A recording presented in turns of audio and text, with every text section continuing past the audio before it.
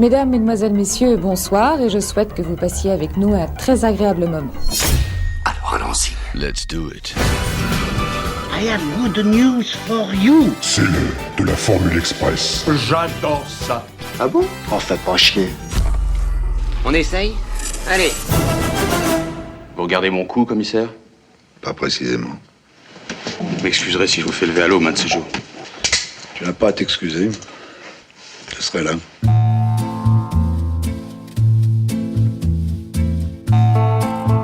Salut à toutes et à tous et bienvenue dans cette 48e Formule Express de retour à l'écran. Moi c'est Max et pour la première fois je vous invite à repartir en l'année 1969 pour vous raconter l'histoire de l'un des plus grands succès cinématographiques de cette même année. 1969, c'est l'année des premiers pas sur la Lune, celle du festival de Woodstock et celle aussi de la sortie du Clan des Siciliens de Henri Verneuil avec en tête d'affiche un trio royal, Jean Gabin, Alain Delon et Lino Ventura. Se classant 3e au box-office de cette année-là derrière Il était une fois dans l'Ouest et Le Cerveau, le Clan des Siciliens représente avant tout la réunion exceptionnelle des to be free du polar des années 60, comme les a surnommés un journaliste belge, devant la caméra de l'un des plus grands cinéastes du cinéma populaire français du siècle dernier. Je m'appelle Henri Verneuil, profession cinéaste, et je raconte des histoires pour ceux qui me font l'amitié d'aller les écouter devant un écran de cinéma. Pour toutes celles et ceux qui n'ont jamais vu ce film, le Clan des Siciliens, ça raconte quoi ? Grâce au patriarche du Clan des Siciliens, Vittorio Malanese, le braqueur Roger Sarté parvient à s'évader lors de son transfert à la prison de Fresnes. Les deux hommes décident alors de collaborer pour dérober les bijoux royaux exposés à Rome pendant le transfert de la collection vers New York. Cependant, ils n'avaient pas anticipé la traque de l'inspecteur Le Goff, qui se lance à leur trousse. Si vous voulez mon avis, toute modestie, c'est l'affaire du siècle. Ouais. Mais nous, on va tuer personne. C'est pas une chose que tu peux savoir à l'avance. Eh ben nous, on va le savoir. C'est pour ça qu'on en parle. Dans le domaine du moindre risque, je ne vois que le bilboquet ou le cerceau. On repart donc au début de l'année 1969. Henri Verneuil est particulièrement affecté par le semi-échec de son dernier film, La bataille de San Sebastian avec Anthony Quinn. Ce western à gros budget tourné en anglais et produit par la MGM ne rencontre en effet pas le succès attendu pour un tel projet. Le cinéaste souhaite rebondir rapidement et jette son dévolu sur le roman d'Auguste Le Breton, Le Clan des Siciliens, sorti 2 ans plus tôt, imaginant le potentiel spectacle que cela pourrait offrir à l'écran. Il y a une chose qui m'avait attiré dans le roman, c'est qu'il y a un hold-up, que l'avion qu'on attend à New York n'arrivera jamais à New York, là où il y a toute la collection des bijoux. Il n'arrivera jamais à New York parce qu'ils vont la faire atterrir sur une autoroute qui n'est pas finie et qui n'est pas encore mise en circulation. Il n'y avait que ça qui m'intéressait dans le roman d'Auguste Le Breton. Verneuil propose alors à Alain Poiret, patron de Gaumont à l'époque, d'acheter les droits du roman d'Auguste Le Breton. Il demandait 25 millions de l'époque, de les deux. Ce qui est un prix cher, mais enfin, c'est pas idiot. Mon producteur, qui était Alain Poiret, chez Gaumont, m'a dit « Jamais je lui donnerai ça !» À ce moment-là, il y a Frank Sinatra qui lit le roman, en Amérique, et qui dit « Moi, je veux le faire, ce film. » Du coup, évidemment, monsieur Le Breton, il dit « C'est plus 25 millions, c'est 50 millions, et j'emmerde monsieur Poiret. » Et moi, je suis au milieu, qu'est-ce que je fais, moi? Je dis, le film, je vais faire le film. Le cinéaste se tourne alors vers son ami producteur Jacques-Éric Strauss, qui lui est sous contrat avec le célèbre studio américain de la Fox pour l'aider à monter le film.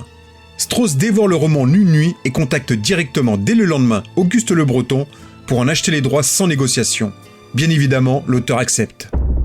J'ai refusé de le vendre pendant 1 an et demi parce que des conditions ne me plaisaient pas, les acteurs d'abord, metteurs en scène ensuite, alors j'ai refusé. Verneuil, je sais que c'est un homme qui fera du bon travail. Il y a peut-être que lui qui aurait eu l'envergure de réunir 3 acteurs comme Delon, Gabin et Ventura, parce que les autres n'auraient pas eu cette classe de le faire. Après le studio MGM, c'est donc avec Jacques-Éric Strauss et la Fox qui lui octroie une enveloppe de 15 millions de francs que Verneuil va pouvoir faire son nouveau film.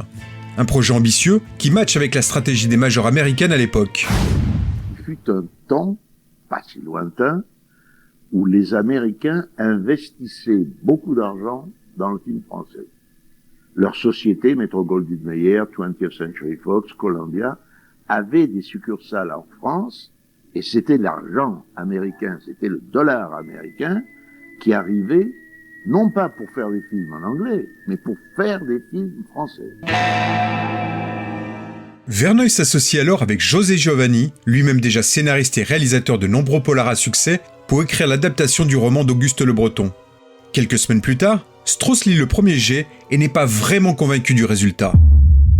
J'ai lu le scénario, j'ai trouvé que c'était intéressant, mais il n'y avait pas le policier. Et j'ai dit à Henri et à Giovanni, s'il n'y a pas le policier pour faire le suspense dans le film, il n'y a pas de film. Là-dessus, Giovanni m'a écrit une lettre incendiaire en disant « Tu comprends rien, tu es un petit crétin, tu es trop jeune, tu ne comprends rien au cinéma. » Je dis « Je comprends rien, mais de toute manière, ce scénario, moi je ne l'accepte pas, et si tu ne veux pas retravailler dessus, eh ben, je vais m'adresser à d'autres auteurs pour terminer l'histoire. » Et Henri a dit d'accord, travaillons. Et à ce moment-là, on a commencé à travailler avec les frères Tabé, qui ont repris le scénario et qui ont mis en suspense le rôle de Ventura. Avec Pierre Pellegrini, qui a également rejoint l'équipe de scénaristes, Verneuil et Strauss peaufinent le script afin de le présenter à Daryl Zanuck, le patron de la Fox qui est le seul à pouvoir donner le feu vert définitif à la production du Clan des Siciliens. Malheureusement, Zanuck n'est à son tour pas convaincu par le scénario. Il estime en effet que le personnage féminin au cœur de cette histoire porté par un trio d'hommes n'est pas assez présent. Une façon pour Zanuck d'imposer à Verneuil et Strauss un rôle d'envergure à sa petite amie de l'époque, l'actrice française Irina Demick. La volonté absolue de Verneuil de réaliser le film l'emportant, les deux hommes acceptent cette concession et Zanuck donne son feu vert. Qui a fait ce travail-là? C'est du travail honorable. J'ai connu mieux, mais c'est du travail très honorable. Je te demande pas une appréciation ni un qualificatif, je te demande un nom et une adresse. Ça, c'est pas dans mes habitudes. Je peux pas. Non, vraiment, je peux pas. Je comprends. C'est un cas de conscience. Parfaitement. Ça, les adresses, c'est pas possible, commissaire. Tu vois, je suis pas comme toi, moi. Je vais t'en donner une adresse. Et puis une bonne, qui a des orfèvres. Allez, emballez-le. Avec le feu vert de Zanuck et l'enveloppe confortable qui lui a été allouée, Verneuil peut désormais s'occuper du casting principal de son futur film qu'il veut 4 étoiles. Je fais les choses par instinct, je ne le fais pas avec des raisons précises, c'est-à-dire je ne me dis pas en me levant un matin, tiens, je vais faire un film avec des vedettes. Je suis d'abord, je crois, un raconteur d'histoires. C'est maintenant 20 ans que je fais du cinéma et depuis 20 ans, je raconte des histoires. Les histoires qui me plaisent d'abord, ensuite je cherche les acteurs qui pourraient jouer ces personnages, et comme ce sont des grands premiers rôles dans l'histoire, automatiquement je me trouve porté vers des vedettes. Ça, c'est une raison. La deuxième raison, c'est que je ne sais pas comment je me débrouille, mais les devis de mes films ont toujours été les devis les plus forts des budgets français. J'ai commencé par des 300 millions, 400 millions, jusqu'à 2 milliards, 2 milliards et demi, et alors vous comprendrez facilement que c'est très bien d'avoir un devis de 2 millions. Il faut que ça repose sur une, deux ou même 3 grandes vedettes. C'est pas désagréable. Tout de suite s'impose à lui le duo Jean Gabin-Alain Delon, qu'il a déjà mis en scène dans Mélodie en sous-sol 5 ans plus tôt. Gabin accepte immédiatement par amitié pour Verneuil. Il faut dire que le rôle du patriarche du Clan des Siciliens lui va comme un gant. Le cinéaste n'a également aucune peine à convaincre Delon, qui est justement à ce moment-là en contrat avec la Fox. Pour le rôle du commissaire Le Goff, Verneuil pense à Lino Ventura, mais celui-ci hésite dans un premier temps. Ventura hésitait, parce qu'il a d'abord un rôle plus petit, et puis il n'y a jamais eu de discussion sur la place. Hein. Oui. Tout le monde acceptait que le vieux, on l'appelait le vieux, Gabin était incontestablement le numéro 1, qu'on le respectait, etc. Donc il n'y a pas eu de discussion sur les places des noms sur le générique. Mais Lino a insisté, et puis à la fin, il a accepté. Oui. Lino Ventura se laisse en effet finalement convaincre par Verneuil avec l'aide précieuse de Jean Gabin, avec qui il entretenait déjà à l'époque une grande amitié. Vous savez, je vais vous dire une chose, je me rappellerai toujours d'une chose que Jean Gabin m'a dit quand j'ai commencé à ses côtés à faire du cinéma. Il m'a dit, rappelle-toi que pour faire un bon film, il te faut 3 choses. Primo, une bonne histoire. Secondo, une bonne histoire. Et tertio, une bonne histoire. Quand on me propose un film, si vous voulez, le fait d'en discuter avant, de participer à certaines conversations, de suivre la marche de l'élaboration du dit film, si vous voulez, par le metteur en scène, par le dialoguiste, par l'adaptateur, petit à petit, moi, ça m'arrange énormément, à savoir que le jour où on dit moteur pour la première fois, ce n'est plus tellement difficile pour moi, voilà.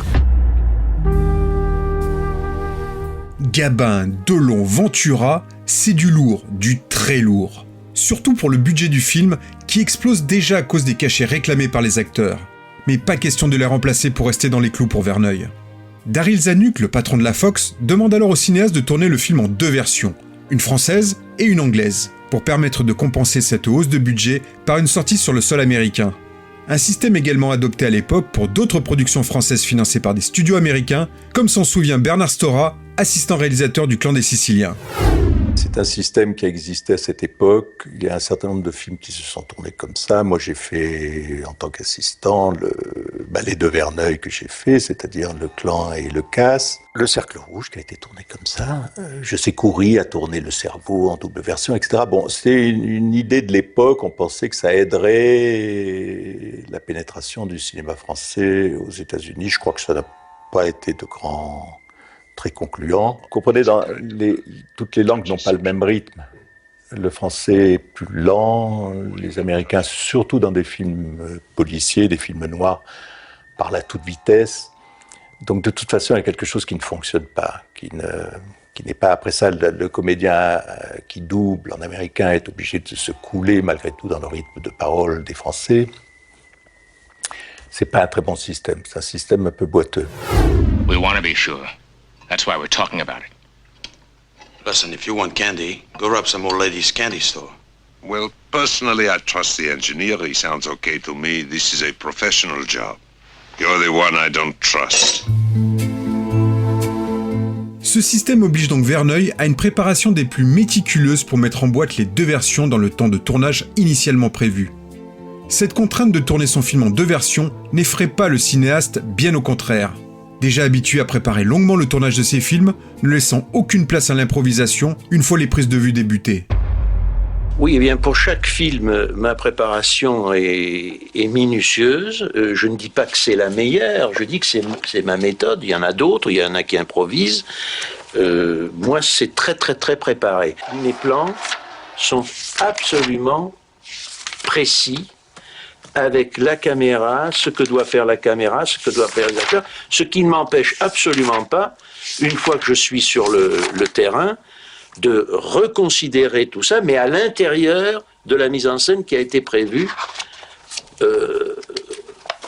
initialement.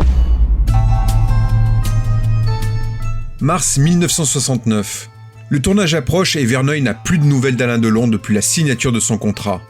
Le producteur Jacques-Éric Strauss contacte alors l'agent de la star qui lui répond que Delon ne fera finalement pas le film. Ce même agent estime en effet que le scénario du Clan des Siciliens est très mauvais et qu'il est hors de question que le Guépard joue dans ce film. Strauss lui réplique alors que dans ce cas, l'acteur sera obligé de prendre à sa charge tous les frais de production colossaux déjà engagés. L'agent de Delon n'a donc pas d'autre choix que de laisser l'acteur rejoindre quelques jours plus tard le tournage du Clan des Siciliens qui peut enfin commencer. Un Delon finalement très heureux de participer à cette grosse production dont les prises de vue débutent le 24 mars 1969. Pendant près de 4 mois, toute l'équipe du film va se déplacer à travers la France, mais également en Italie et aux États-Unis pour toutes les séquences d'extérieur. Les scènes d'intérieur sont quant à elles tournées au studio de Joinville, où ont été construits un nombre impressionnant de décors imaginés par Verneuil et réalisés par Jacques Saulnier. On avait, je crois, 6 plateaux pour 16 décors. Il y avait l'intérieur de la voiture cellulaire avec sortait au début. Vous avez l'entrepôt Manalaise, l'appartement de Gabin. C'était en complexe tout ça. Et je me rappelle les voitures rentraient dans le garage dans la rampe était faite sur le studio. Il y avait La Villa Borghese, qui est un sacré boulot. Il avait voulu tout qu'il y ait des bijoux vrais, c'était de la folie même. Il était un peu maniaque. Chaque réalisateur assez tic, si on veut. C'était des vrais bijoux. Alors, si bien qu'on avait les gardes armés qui étaient là pendant le tournage, pendant les 2 jours de tournage. C'était quelque chose. Henri Verneuil, qui connaît déjà bien son trio d'acteurs, parvient immédiatement à rassembler ses 3 caractères forts autour de lui, permettant au tournage de se passer dans les meilleures conditions possibles. Henri Verneuil, vous avez tourné plusieurs films déjà avec Jean Gabin. Avec chacun d'eux d'ailleurs. Et avec Lino Ventura. Ces 2 hommes ont la réputation d'être des misanthropes. Peut-être les journalistes y sont pour quelque chose, d'être des misanthropes, peut-être des gens difficiles. Qu'en pensez-vous? Non, je crois que il y a plusieurs choses dans ce que vous dites. Ils ont la réputation, nous savons la réputation qu'ils ont. Je n'ai pas à m'en plaindre parce que tout se passe très très bien. D'abord parce que nous avons chacun 4 ou 5 films ensemble. Nous avons, avec Jean Gabin, depuis Des gens sans importance, Mélodie en sous-sol, Le Président, Un Saint-Jean-Hiver, Le Clan des Siciliens. Enfin, ça fait quand même beaucoup de très longs chemins que nous avons fait la main dans la main. Avec Lino Ventura, 100 000 $ au soleil, Les lions sont lâchés. Avec Alain Delon, Mélodie en sous-sol.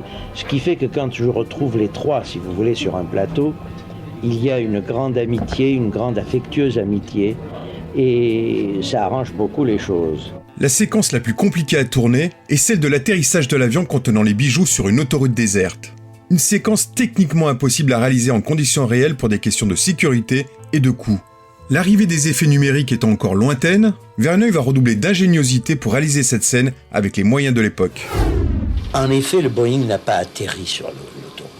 Mais il a bien fallu que je mette une caméra sur un petit avion et que j'atterrisse. C'est-à-dire la vue subjective, la caméra ayant pris la place de l'avion, je l'ai tournée avec un avion qui s'approche de l'autoroute et qui atterrit sur l'autoroute. Mais j'ai employé, là, c'est un système que l'on emploie beaucoup en Amérique, c'est la multiplicité des procédés. Pour que le spectateur n'ait pas le temps de comprendre comment on l'a fait. Alors j'ai employé le direct, donc avec un petit avion qui atterrit. J'ai employé le simplifilm. C'est une invention française qui vient de Méliès et qui est très très simple. J'ai donc employé le simplifilm pour l'amorce de l'aile de l'avion. J'ai employé un petit bout de transparence, c'est-à-dire qu'il y a 5 procédés qui, collés les uns aux autres, font que le spectateur n'a pas le temps de se dire « Ah ben, ils ont dû le faire... Ah, non, puisqu'il y a déjà un deuxième plan qui vous empêche de dire ça. » Bon. Si vous voulez, voilà 5 procédés à la file pour 10 secondes, cet atterrissage sur l'autoroute. Mais en tout cas, un avion qui atterrit sur l'autoroute. Les prises de vue s'achèvent le 5 juillet 1969 et le montage du film commence immédiatement. Verneuil ayant tourné son film comme il l'avait prévu après son long travail de préparation, le monteur Pierre Gillette se contente de suivre le découpage précis imposé par le cinéaste. Après quelques semaines, ce dernier livre une version de 2h13. Problème, la Fox avait imposé comme condition au producteur Jacques-Éric Strauss une durée de moins de 2 heures. Henri Verneuil et Pierre Gillette repartent en salle de montage et parviennent à raccourcir quelques séquences pour arriver à une version finale de 2 heures et 1 minute. Qu'est-ce que ça vous fait quand vous tirez? Ah. Vous voyez bien que ça vous intéresse, hein? Je vais vous le dire. Ça fait boum dans les oreilles. Et quand il tombe là devant vous, qu'est-ce que ça vous fait? Rien. Pour composer la bande originale du Clan des Siciliens, Verneuil fait appel à la légende Ennio Morricone qui avait déjà mis en musique le précédent film du cinéaste, La bataille de San Sebastian. Morricone m'a porté 4 ou 5 cassettes où il avait déjà écrit les thèmes et il a enregistré avec son orchestre quand il avait fini un enregistrement d'un film et qu'il lui restait 10 minutes. Alors il est arrivé au studio de Biencourt avec 5 cassettes, il m'a proposé 5 thèmes. Ils étaient tous très beaux et thème après thème, j'ai commencé à en éliminer 1, 2, 3, et puis il m'a resté 2 thèmes. Et là, je n'arrivais plus à me décider. Toute l'après-midi, j'ai joué l'un, je vais jouer l'autre. Et Morricone attendait toujours et il m'a dit, tu aimes les deux? J'ai dit oui. Alors il me dit, je vais te les mélanger, tu vas voir dans le même thème. Alors il y a le tant-tant, tant-tant, tant-tant, tant-tant, qui est le premier thème. Et les 2 thèmes deviennent un seul thème, c'est super.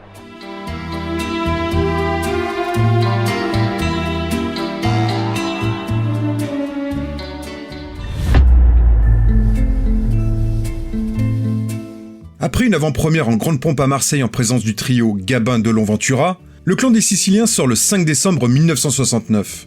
Sans surprise, les critiques tombent sur Verneuil, l'accusant une nouvelle fois de proposer un film commercial de pur divertissement. Moi, je voudrais faire mettre Henri Verneuil en colère, et je sais quel mot il faut employer d'avance. Alors bon, ça y est. Voilà. Tous vos films ont eu beaucoup de succès, un immense succès, que ce soit Mélodie en sous-sol, que ce soit La Table crevée, votre premier film. Savez-vous que vous êtes à votre 22e film ? Non, mais ça y est, je le sais. Eh bien, je viens de le compter. Ah bon. 22 succès, 22 films qui sont aussi des films commerciaux. Voilà. Ah, ça y est, elle a dit le mot. Elle a dit le mot. Commercial. Qu'est-ce que, chère Monique, vraiment, vous avez raison de dire que ça me met en colère, parce que qu'est-ce que ça veut dire un film commercial? Un film qui a du succès, Voulez-vous me permettre de donner la définition du film commercial? Ça veut dire qu'ils sont venus. Quand je dis ils, ILS, je parle du public. Or, je vous garantis qu'il n'y a pas un syndicat de demeurés qui, tout affaire cessante, décide d'aller voir un film d'Henri Verneuil quand le film d'Henri Verneuil sort. 700 000 spectateurs, si nous avons le bonheur de faire 700 000 spectateurs, veut dire qu'il y a eu 50 000 bonnes d'enfants, 100 000 PDG, 80 000 avocats, 20 000 docteurs. C'est ça, 700 000 spectateurs. Alors, commercial, puisque nous sommes obligés de regarder à la caisse le nombre de spectateurs qui sont rentrés, veut dire que les gens sont venus le voir. Mais bien sûr. Mais ça pourrait dire aussi que, connaissant votre métier aussi admirablement que vous le connaissez, puisque vous êtes en plus un très bon artisan du cinéma, que vous savez conter une histoire, vous pourriez peut-être un jour ou l'autre retrouver une certaine ambition. Ça ne vous n'y tenez pas. L'ambition de quoi? L'ambition de faire un film qui fasse penser à d'autres choses, alors, qui ne raconte pas seulement une histoire. Alors, chère Monique Berger, je vais vous dire, en ce moment, comme je le pense, le spectacle sur grand ou petit écran est devenu une vaste université en France où on vous demande de vous pencher sur le problème des vieux, sur le problème des jeunes, sur la guerre du Vietnam. On oublie qu'il y a un spectacle, je me permets de planter mon chapiteau au milieu de tout ça et de dire « Entrez, entrez, mesdames, messieurs, venez voir l'évasion la plus audacieuse, le hold-up le plus sensationnel, et vous verrez Jean Gabin, Alain Delon. J'ai envie de faire ça. Vous pouvez pas m'en vouloir. » Une nouvelle fois, le film de Verneuil attire les spectateurs en masse dans les salles dès le premier jour. Au final, Le Clan des Siciliens cumulera près de 4,8 millions d'entrées dans l'Hexagone, se classant 3e du box-office de l'année 1969, derrière Le Cerveau de Gérard Houry et Il était une fois dans l'Ouest de Sergio Leone, qui atteindra lui la barre des 14 millions de spectateurs. Le film remporte également un beau succès dans plusieurs autres pays comme l'Allemagne ou le Japon. Malheureusement, Verneuil n'a pas réussi à conquérir l'Amérique avec ce film, qui passera inaperçu de l'autre côté de l'Atlantique, malgré sa version tournée en anglais. Le disque de la bande originale signé Ennio Morricone se vend quant à lui particulièrement bien en France. À tel point qu'une version du thème principal, chantée par Dalida et sur des paroles de Jean-Loup Dabadi, voit le jour.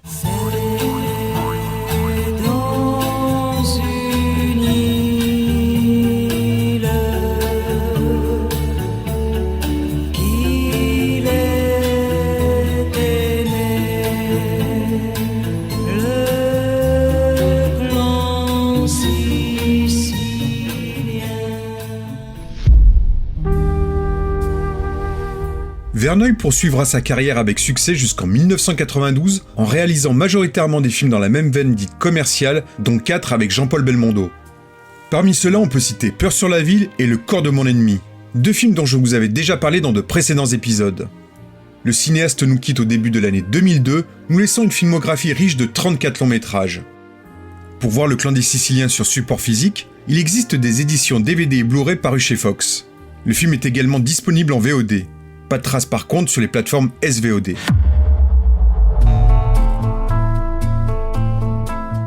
Le Clan des Siciliens marque la fin d'une époque qui tente de résister à celle qui s'annonce. C'est la clôture d'une ère traditionnelle du crime organisé, où des valeurs telles que l'honneur et la loyauté régissaient les relations entre criminels. Le personnage de Delon incarne précisément un changement dans la dynamique du crime, annonçant la fin de l'ancienne garde et l'émergence de nouvelles approches plus froides et pragmatiques. En outre, le Clan des Siciliens représente à l'aube des années 70 la résistance du cinéma classique incarné par Jean Gabin face à l'arrivée d'une jeune génération de cinéastes et d'acteurs désireux de reléguer ceux qui ont dominé les écrans au cours des 30 dernières années à la retraite. Cette résistance vaine est symboliquement mise en scène par Verneuil dans le dernier acte du film. Attention spoiler, le vieux Gabin tue le jeune Delon, mais est finalement rattrapé par Ventura, qui a encore de beaux jours devant lui, et qui le relègue au placard. Bonsoir, monsieur Manalez. J'espère que vous n'êtes pas trop étonné de me voir là. Je vous avais dit de passer quand vous vouliez.